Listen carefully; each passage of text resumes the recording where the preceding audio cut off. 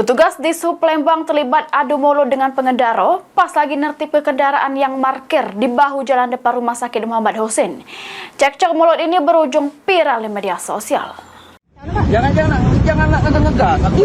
Aku tidak ngegas, Pak. Aku ini kan ini Pak, aku ngomong, Pak ini. Inilah video yang beredar di media sosial yang selek ke salah sikok pengendara yang tak seneng pas ditertibkan oleh petugas Dinas Perhubungan Kota Palembang sehingga keduanya terlibat adu mulut.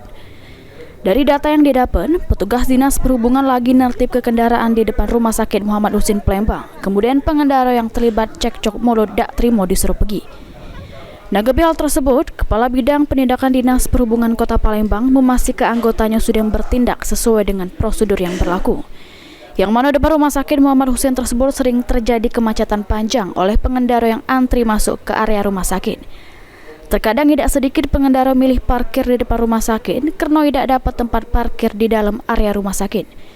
Sesuai aturan, kawasan tersebut memang diawasi oleh kepolisian serta dilarang untuk parkir sembarangan di depan rumah sakit. Ini permasalahan yang terjadi sudah diselesaikan, pengendara yang terlibat adu mulut pun sudah dilepas dari penindakan petugas Dinas Perhubungan. Sudah kita atensi dengan mobil tersebut yang pemilik kendaraan. Kita kan tidak serta-merta menindak sesuatu tanpa ada SOP.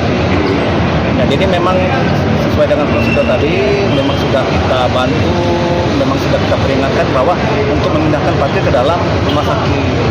Nah, mungkin ada keadaan, mungkin ada bahasa yang kemarin kan ada macam-macam kalau kita bahasa Palembang kan. Nah, jadi tetap anggota Dinas Perhubungan sesuai dengan SOP yang ada dalam penindakan di lapangan. Penindakan untuk menertibkan pengendara yang parkir di depan Rumah Sakit Muhammad Hussein Palembang bakal terus dilakukan ke Dinas Perhubungan supaya tidak ada lagi kemacetan yang sering terjadi di Jalan Jenderal Sudirman, tepatnya di depan rumah sakit. Mulyadi, PAL TV.